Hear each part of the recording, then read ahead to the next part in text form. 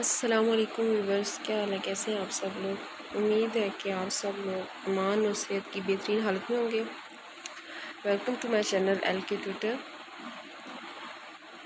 और अभी तक आप लोगों ने जो वीडियोस देखी हैं उसमें आपको कोई भी चीज़ अच्छी लगी हो, आपको इन्फॉर्मेटिव चीज़ मिली हो, तो आपने प्लीज़ लाइक करना है वीडियो को, सब्सक्राइब करना है चैनल को। और ठीक है जी, आगे हम पढ़ते हैं। अच्छा, हम लोगों ने उस दिन स्टडी की थी, आई थिंक 2 ऑर्गेनेलिज हम लोगों ने पढ़ी थी, like cell wall and cell membrane. So we move to the next, that is cytoplasm. This is the second part of that video. There is a 12 organelles, I think, and we will study one by one. So the third one is cytoplasm. Cytoplasm basically is the aqueous substance which contains cell organelles. ठीक है, cytoplasm हमारे पास एक aqueous substance like होता है, structure होता है, मतलब जो जिसके अंदर ऑर्गेनेलीज प्रेजेंट होती हैं। ठीक है, अब जो क्या होता है कि साइटोप्लाज्म जो होता है एग्जिस्ट करता है between cell membrane and nuclear membrane. ठीक है, सेल मेम्ब्रेन और न्यूक्लियर मेम्ब्रेन के मिड में हमारे पास जो लाई करता है वो क्या होता है? साइटोप्लाज्म। ठीक है, मिडिल पोर्शन होगा। ठीक है, अच्छा, इसके दो पार्ट्स हैं। Cytoplasm is divided into 2 parts, that is soluble part and insoluble part. Soluble part contains 70% water while insoluble part contain organelles. ठीक है, सॉल्युबल पार्ट के अंदर हमारे पास क्या आ जाएंगी कि 70% हमारे पास वाटर आ जाएगा, जबकि इनसॉल्युबल पार्ट के अंदर क्या आ जाएगा? डिफरेंट ऑर्गेनेलीज आ जाएंगी। ठीक है, अब इसका फंक्शन क्या है साइटोप्लाज्म का? ठीक है, साइटोप्लाज्म का ये फंक्शन है, अब इसके अंदर ऑर्गेनेलीज प्रेजेंट है। ठीक है, तो डिफरेंट केमिकल्स उन ऑर्गेनेलीज के अंदर होंगे, ये प्रोवाइड करेगा। तो क्या होगा कि फंक्शन क्या है? Provide chemicals, site and condition for biochemical activities. ठीक है, एक साइटोप्लाज्म हमें एक केमिकल प्रोवाइड करता है, first thing. Second thing is site, area, ऐसा जगह ऐसी प्रोवाइड करता है, प्लेस जहाँ पे वो केमिकल रिएक्शंस वगैरह हो सकें, और ऐसी कंडीशंस। ठीक है, जिसके अंदर हमारे पास क्या है? बायोकेमिकल एक्टिविटीज़ हो, जो मेटाबॉलिज्म हो गया, अगर कोई भी एक्टिविटीज़ होगी। ठीक है, साइटोप्लाज्म के अंदर ऑर्गेनेलीज हैं, उनके अंदर हम कहते हैं कि माइटोकॉन्ड्रिया का पावर हाउस ऑफ सेल। ठीक है, उसके अंदर इतने ATPs बनेंगे, इतने टूटेंगे, तो वो सारे प्रोसेस के अंदर हो रहते हैं। ठीक है, इनके अंदर साइटोप्लाज्म के अंदर होते हैं। साइटोप्लाज्म के अंदर ऑर्गेनेलीज हैं, उसके अंदर होंगे, जाहिर सी बात है इनडायरेक्टली साइटोप्लाज्म के अंदर हो रहे हैं। सो ये क्या करेगा? साइट भी प्रोवाइड करेगा बायोकेमिकल एक्टिविटीज़ के लिए। So here we move toward next organelle after the cytoplasm, that is endoplasmic reticulum. So endoplasmic reticulum, endo means inside, plasmic means cytoplasm or cell, reticulum means network. ठीक है, these are the word derivations. So endoplasmic reticulum is a system of membranes in which sheets are present. ठीक है, endoplasmic reticulum हमारे पास क्या है कि ऐसा system of membranes है जिसमें मेम्ब्रेन्स लाई करती हैं। ठीक है, मेम्ब्रेन्स होती हैं, वो मेम्ब्रेन हमारे पास क्या बना देती हैं? शीट्स बनाती हैं, शीट्स लाइक स्ट्रक्चर बनाती हैं, और उन शीट्स के अंदर सैक्स होते हैं जिन्हें हम कहते हैं सिस्टर्नाई। ठीक है, सिस्टर्नाई। ठीक है, सिस्टर्नी या सिस्टर्नाई भी कह सकते हैं सैक्स को। ठीक है, अच्छा जी, एंडोप्लाज्मिक रेटिकुलम का मेन फंक्शन क्या है? Their main function is transport of materials. ठीक है, मटेरियल की ट्रांसपोर्ट करना, न्यूक्लियस के अंदर, साइटोप्लाज्म के अंदर, डिफरेंट ऑर्गेनेलीज के अंदर लेके जाना। ठीक है, मटेरियल को ये कौन करता है? एंडोप्लाज्मिक रेटिकुलम करता है। ठीक है, अब एंडोप्लाज्मिक रेटिकुलम के आगे फर्दर 2 टाइप्स हैं, smooth endoplasmic reticulum and rough endoplasmic reticulum. Smooth endoplasmic reticulum is non glandular and ribosomes are not attached. ठीक है, स्मूथ के साथ हमारे पास राइबोसोम अटैच्ड नहीं होते, like here we can see that there is no ribosomes attached with the smooth endoplasmic reticulum, while in case of rough endoplasmic reticulum ribosomes are attached. ठीक है, in case of rough endoplasmic reticulum ribosomes are attached to it. ठीक है, अब इन दोनों के main functions क्या हैं? वैसे हमने ओवरऑल फंक्शन कहा कि एंडोप्लाज्मिक रेटिकुलम का मेन फंक्शन क्या है कि ट्रांसपोर्ट ऑफ मटेरियल। अब हम एक एक का देखते हैं कि जो स्मूथ एंडोप्लाज्मिक रेटिकुलम है इसका क्या फंक्शन है। एक तो लिपिड की फॉर्मेशन करता है। ठीक है, दूसरा करता है ट्रांसपोर्ट ऑफ मटेरियल की ट्रांसपोर्ट करता है। रफ एंडोप्लाज्मिक रेटिकुलम जो है, अब हमें पता है कि राइबोसोम्स क्या बनाते हैं? प्रोटीन बनाते हैं। ठीक है, राइबोसोम्स, तो राइबोसोम्स, अब हमने पहली बात की कि रफ एंडोप्लाज्मिक रेटिकुलम के साथ क्या होगा? राइबोसोम्स अटैच्ड होंगे। राइबोसोम्स अटैच्ड होंगे, जाहिर सी बात है, तो वो क्या बनाएंगे? प्रोटीन की सिंथेसिस करेंगे। So rough endoplasmic reticulum are involved in the protein synthesis, and secondly it is involved in the transport of material from nucleus to cytoplasm. Nucleus से साइटोप्लाज्म की तरफ जो भी हमारे पास ट्रांसपोर्ट होती है मटेरियल की, एक तो ये करवाते हैं rough endoplasmic reticulum, and secondly they are involve in the protein synthesis. Here we can see that this is the endoplasmic reticulum, and this is the rough endoplasmic reticulum, and this is the smooth endoplasmic reticulum. ठीक है, ये इनकी outer membrane है. ये membranes like structure होता है, stacks like structure होता है जिसमें सैक्स प्रेजेंट होते हैं. और बेसिक डिफरेंस क्या है कि रफ एंडोप्लाज्मिक रेटिकुलम के साथ राइबोसोम्स अटैच्ड होंगे तभी वो प्रोटीन की सिंथेसिस भी करेगा, while in case of smooth endoplasmic reticulum वो स्मूथ होंगे, स्मूथली सरफेस होगी इनकी, कोई भी हमारे पास इनके साथ राइबोसोम्स वगैरह अटैच्ड नहीं होंगे.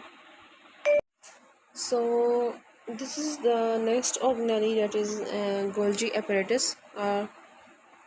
You can also the second name is dictytosomes. Golgi apparatus was first time discovered by Camillo Golgi. अच्छा, ये अब होता क्या है? ठीक है, कैमिलो गोल्जी ने इनको डिस्कवर जो कर दिया ना. अब होता क्या है कि गोल्जी एपरेटस या गोल्जी बॉडीज़ क्या होती हैं? ठीक है, so basically it is a set of flattened sacs. ठीक है, फ्लैटेंड सैक्स जिसे हम सिस्टर्नी हमने पीछे पढ़ा था. ठीक है, अब ये हम क्या कहते हैं कि एंडोप्लाज्मिक रेटिकुलम के अंदर हमने पढ़ा था कि सिस्टर्नी. ठीक है, इसके बारे में हमने पढ़ा था, ये चीज़ होती है. ठीक है, ये जो सैक्स लाइक ये जो होती हैं, ठीक है, सिस्टर्नी बोलते हैं. अब कहते हैं कि गोल्जी एपरेटस क्या है कि सैक्स ऑफ फ्लैटेंड सेट है. ठीक है, डिफरेंट फ्लैटेंड सैक्स का एक सेट है. ठीक है, विच आर स्टैक टुगेदर. मतलब जो स्टैक टुगेदर का मतलब क्या है कि जो स्टैक हुए हैं. ठीक है, ऊपर नीचे इस तरह रखे हुए होंगे. ठीक है, ये स्टैक लाइक स्ट्रक्चर बना रहे होंगे. सो इसके स्ट्रक्चर में दो चीज़ें आती हैं. एक तो सिस्टर्नी हमने पढ़ ली आती है, दूसरा वेजिकल्स आते हैं. वेजिकल्स के अंदर क्या होते हैं? एंजाइम्स वगैरह स्टोर हुए होते हैं. ठीक है, vesicle like structure like this is a vesicle structure. ठीक है, ये वेजिकल हो गई, ये ट्रांसपोर्ट वेजिकल हो गया, ये दूसरा वेजिकल हो गया. ठीक है, ये राउंड स्ट्रक्चर होती है. ठीक है, जस्ट इनकी. अच्छा, कंपोजिशन अगर हम देखें ना तो गोल्जी एपरेटस किससे बना है? तो Golgi apparatus basically compose of DNA, RNA, enzymes और प्रोटीन. ये सारी चीज़ें इसके अंदर होती हैं. साल्ट्स वगैरह भी इसके अंदर पाए जाते हैं. किसके अंदर? गोल्जी एपरेटस के अंदर. अब इसका फंक्शन क्या है? ठीक है, ये basically this is the function of Golgi apparatus, that it store the secretions. ठीक है, कोई भी सिक्रीशंस हो रही हैं तो उनको स्टोर करेगा सबसे पहले. फिर क्या करेगा? उनको कन्वर्ट करेगा प्रोडक्ट में. ठीक है, फिनिशिंग प्रोडक्ट में उनको कन्वर्ट करेगा जो कि हमारी रिक्वायरमेंट होगी. ठीक है, और उस प्रोडक्ट्स को फिर वो क्या करेगा? ये सारा काम गोल्जी एपरेटस के अंदर ही हो रहा है. ठीक है, पहले सिक्रीशन की स्टोरेज होगी, फिर उसको कन्वर्ट किया जाएगा प्रोडक्ट के अंदर. ठीक है, और फिर उसको पैक किया जाएगा इनटू गोल्जी वेजिकल्स के अंदर. ठीक है, और ये गोल्जी वेजिकल्स हमारे पास सेल के अंदर प्रेजेंट होंगे और ये इसको क्या करेंगे? सेल के अंदर होंगे. लेकिन जिस वक्त ट्रांसपोर्ट की बात आएगी तो ये क्या करेंगे? ट्रांसपोर्ट करेंगे मटेरियल को टू द एक्सटीरियर साइड. ठीक है, एक्सटीरियर मटेरियल पहले ये सेल के अंदर होंगी वेजिकल्स और इनके अंदर फिनिशिंग प्रोडक्ट होगा. ठीक है, अब ये फिनिशिंग प्रोडक्ट क्या होगा कि सेल ट्रांसपोर्ट करेगा एक्सटीरियर साइड पे. ठीक है, लाइक सेल से बाहर लेके जाएगा ना, साइटोप्लाज्म के अंदर लेके चला गया या बाहर सेल्स के बाहर. ठीक है, तो इन द फॉर्म ऑफ सिक्रीशन. ठीक है, या तो फिर सेल से बाहर दूसरे सेल्स में लेके जाएगा या आउट ऑफ द बॉडी. ठीक है, इन द फॉर्म ऑफ सिक्रीशन. लेकिन किस फॉर्म में लेके जाएगा? इन द फॉर्म ऑफ सिक्रीशन की फॉर्म में लेके जाएगा. So this is the Golgi apparatus. This is the vesicles. This is the transport vesicle cisternae, and this is a flattened stack of cisternae. So this is all about the Golgi apparatus. That who discovered it, what are the definitions, and how the structure is formed, and what are the compositions and what are the functions of the Golgi apparatus. Our next organelle is mitochondria, which is also called powerhouse of cell. So basically mitochondria is absent in the prokaryotes. So absolutely they are present in the eukaryotic cell, bounded by double membrane. ठीक है, mitochondria जो है present होता है और उसके इर्द गिर्द क्या होती हैं? टू मेम्ब्रेन्स सराउंड कर रही होती हैं उसे. One is outer and second is inner membrane. Outer membrane is smooth while the inner membrane is folded to form crystal structure. ठीक है, this is the outer membrane and this is the inner membrane, and this inner membrane form a structure, folded structure called cristae, and this is the matrix which between. And this cristae क्या करेगा? इसका function क्या है? Basically ये क्या करेगा? Increase करेगा surface area को. जिस वक्त सरफेस एरिया इंक्रीज होगा तो जाहिर सी बात है वहाँ पे क्या होगा? रेस्पिरेटरी प्रोसेस या रेस्पिरेशन होगी. ठीक है, फिर सुन लें एक दफ़ा. इनर सरफेस जो होती है वो फोल्डेड होती है. Just like that. फोल्डेड होकर वो एक स्ट्रक्चर बनाती है जिसे कहते हैं क्रिस्टी, ठीक है। And this cristae structure increase the surface area where aspiration take place. अब यहाँ से एक और बात आती है कि इसका फंक्शन क्या है बेसिकली माइटोकॉन्ड्रिया का, इसे हम पावर हाउस ऑफ सेल क्यों कहते हैं, ठीक है। माइटोकॉन्ड्रिया का सेकंड नेम क्या है, power house of cell, because they carry respiration, they carry out respiration in cell, ठीक है। सेल के अंदर जितनी भी रेस्पायरेशन होती है वो कौन करता है, माइटोकॉन्ड्रिया करता है। And produce energy in the form of ATP, ठीक है। अब पावर हाउस हम उसे कहते हैं जिसके अंदर एनर्जी ज़्यादा हो, ठीक है। तो जाहिर सी बात है जिस वक्त ये रेस्पिरेशन को कैरी करेगा तो फिर जाहिर सी बात है ये एनर्जी प्रोड्यूस करेगा, और वो एनर्जी किसकी फॉर्म में होगी, in the form of ATP. इसलिए इसको हम क्या कहते हैं, mitochondria. That's why mitochondria is also known as power house of cell. This folded structure is called cristae. This folded structure is crystal. The present is matrix, which contain inorganic salts, chemicals, etc. This is the inner membrane, and that is the outer membrane.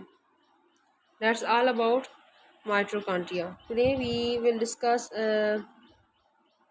In the next video we will discuss about the rest of the organelles.